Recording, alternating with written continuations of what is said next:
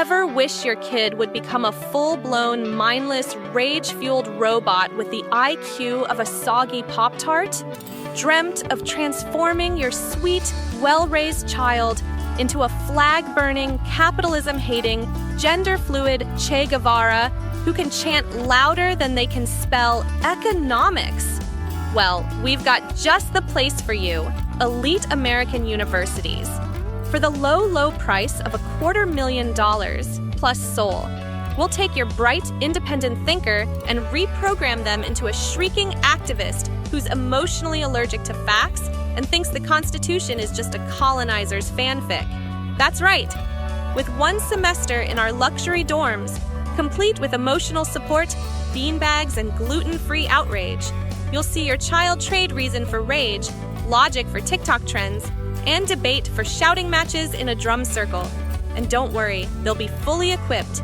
A starter pack of blue hair dye, 5 mystery piercings, access to advanced courses in chronic virtue signaling, and a semester abroad inside their echo chamber. But wait, there's more. Concerned about job prospects? Don't be. Our graduates are trained to professionally protest, block ambulances with yoga poses, and scream fascist at strangers who ask for directions. Oh, and finances? No big deal. We've got Parent Plus loans, lifetime debt, and the privilege of supporting your adult child long after graduation because, surprise, they refuse to get a job that requires showing up before noon. Legal disclaimer: American universities are not liable for arrests, property damage, campus meltdowns, or your child's newfound hatred of you for voting incorrectly that one time in 2016. American universities, because who needs thinking when you can just feel?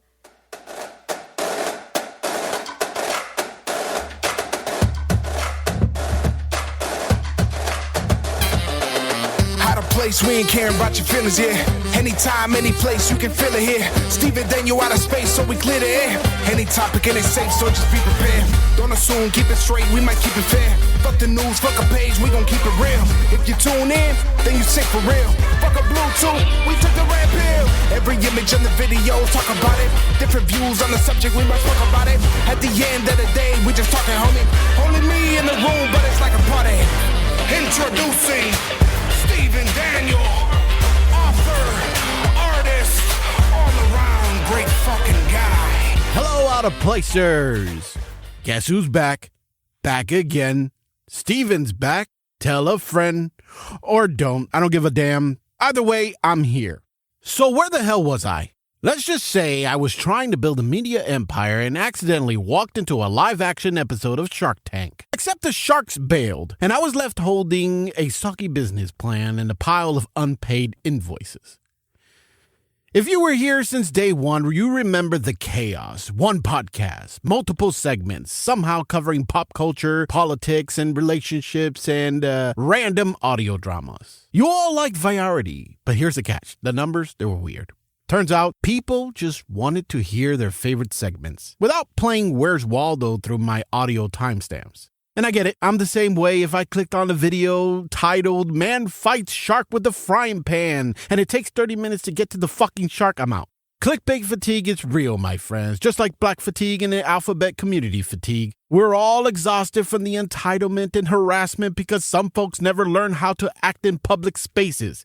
Probably because their parents never taught them basic fucking manners. So I had this brilliant idea. Split up the show, create different podcasts, build an empire, have partners, get 2 editors. But then my partner said, wait, this takes actual work? And bounce faster than your ex after you suggested couples therapy. I was left with a bunch of shows to edit on my own, zero free time, no life, and a growing hatred of every email and Discord notification. I was drowning in podcast episodes while people were binging shows, watching the latest movies, and talking the latest games that I wanted to experience too, but couldn't because I didn't have time to. Every time I cleared my inbox and task lists, it magically gave birth to 6 more podcast episodes to edit. Like some cursed exorcism where each deleted file summoned another demon-possessed audio track.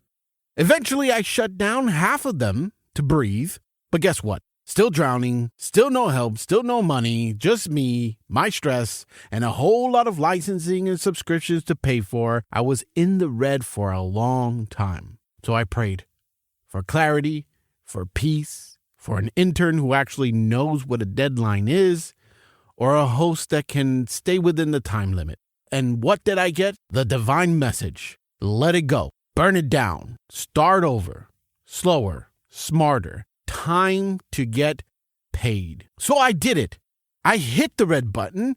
I stopped feeling guilty. I ripped the Band-Aid off with the grace of a blue-haired, non-binary crystal collector purging their energy vampires during a full moon. And I instantly felt lighter. I had time for my kids again, time to write books, time to format screenplays for money again, to do paid work that didn't require arguing with people on whether their podcast intro should have bongos or a stock explosion. And then I realized something. It would cost me nothing, absolutely nothing, to bring back Out of Place. So I did it. For me, for you, for the absolute insanity that needs to be addressed. Am I going to miss some of those hosts that I got to work with? Absolutely. In fact, the link to all the podcasts that I produced over the past couple years will be in the description. Shout out to Frank Driscoll from Driscoll's Election Dissection. That man could dissect an election like a Thanksgiving turkey. And Sam and Griffin from My Parents' Basement. They always manage to make me laugh, especially those incredibly written intros they do. They are one of the few liberals I approve. Why? Because they showed me respect. They're the fucking best. I hope I get to work with them again in the future. Maybe have them as a guest or something. Who knows? But for now, I gotta rebuild this thing with a business plan that doesn't look like a group project one kid did the night before it was due. And yes, I sound better, don't I? Why? Because I've leveled the hell up. I went from a crappy Blue Yeti USB mic in a minivan under a blanket, true story, to a budgeted shotgun mic recording on a Zoom H4, to now recording in my closet turned studio with absorbers all around, with the Rodecaster Pro 2, an Electro Voice RE20 mic. That's right, baby, I went full audio nerd on your fucking asses. So, what made me come back? Simple. The world pissed me off too much to not to. Like, real talk. If one more idiot tells me the Switch 2 is expensive because of Trump's tariffs, I will throw a Joy-Con at your fucking skull. No, dipshit. It's not Trump's fault that it will cost $500 to run Tears of the fucking Kingdom. Maybe try learning economics instead of parroting your cousin's Facebook post from 2020. This is corporate greed. They just found an excuse so they don't have to look bad. But you fuckers will still pay for it. Oh, look! It's sold out. You stupid bitches. I guess you just wanted to bitch and complain because it's just a trending thing to do so. And don't even get me started on the convo I had not that long ago where a dude, who I thought was my friend, started sympathizing with pedos.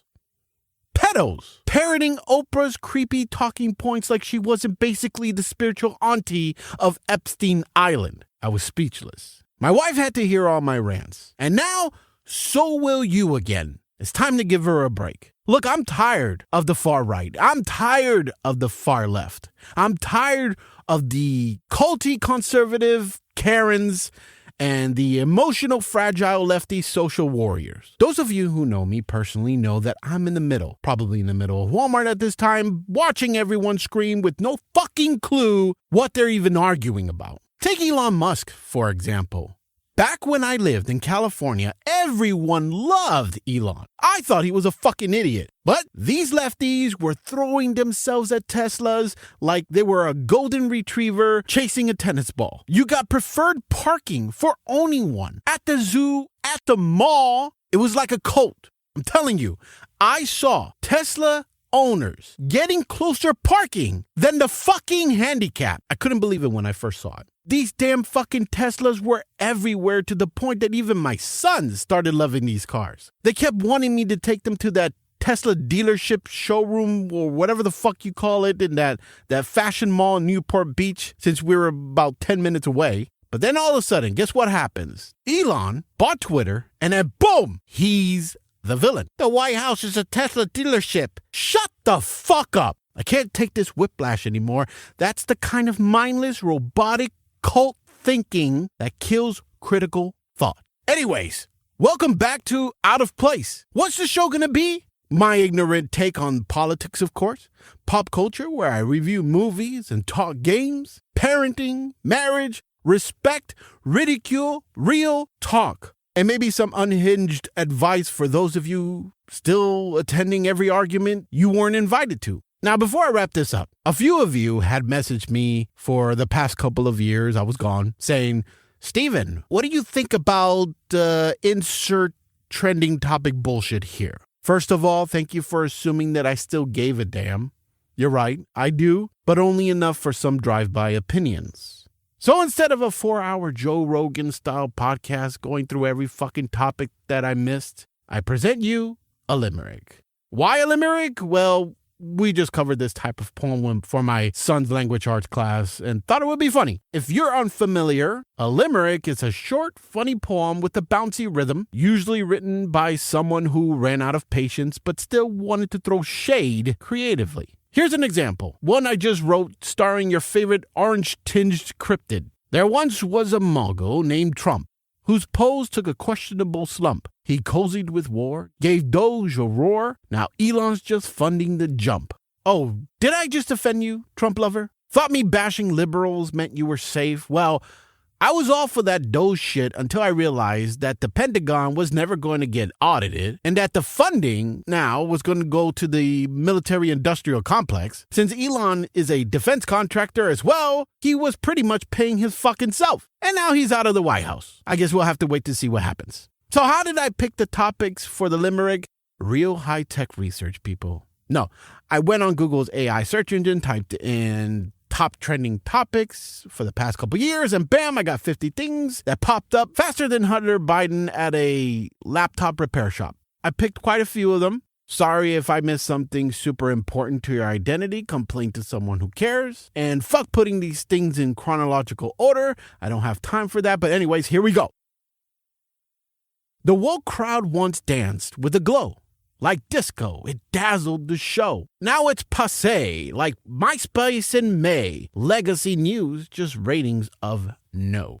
Trump won because jobs were the call. Not men in sports bras kicking the ball. Abortions can wait, rents past the due date, and common sense fell in the hall. A feminist screamed with a plan. No kids, no man, no minivan. But years down the line, with 10 cats and wine, she's asking where all the good men ran. We don't care about Diddy's weird lotion. Just charge him with Weinstein-like motion. Alcatraz should say yes to Kanye's hot mess and his blow-up dolls full of devotion. Katy Perry said, I'm a space girl. After orbiting out of the world, she caught one little fight and her mom got scared. Now she thinks she's the Fresh Prince of Bel-Air.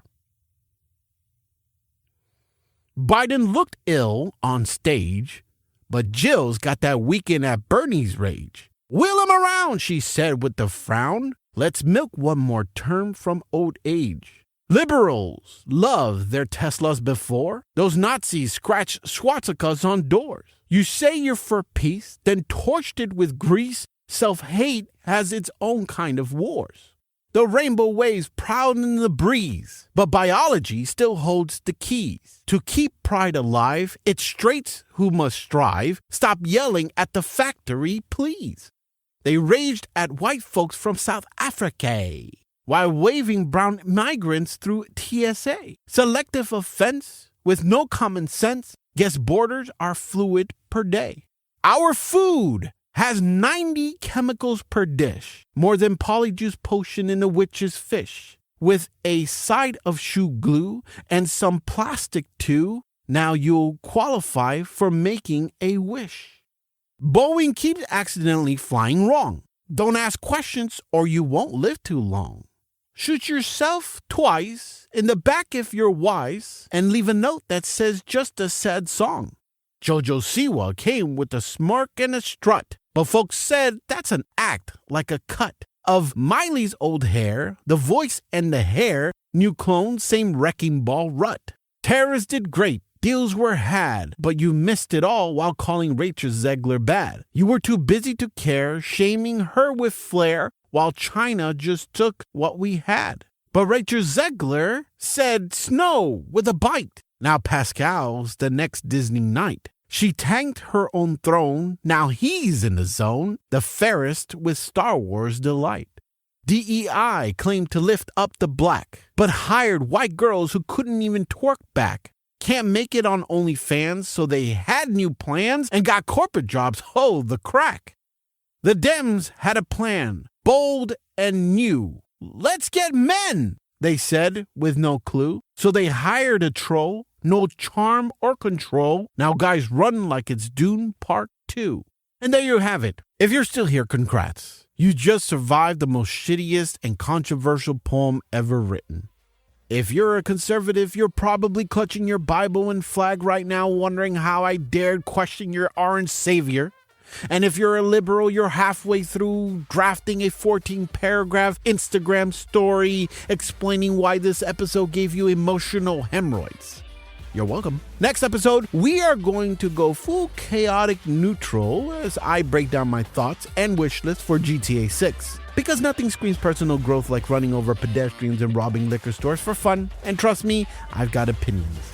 Until then, do the very thing every podcast demands of you like a desperate ex. Subscribe, rate it 5 stars, share it with your friends. And if you hated this episode, good. That means I'm doing my job. This is Out of Place, where the takes are hot, the filter is gone, and the hosts just might be your new emotional support podcast. See you next time, or not. Either way, I'll be here. I love you, I appreciate you, and always remember to smile.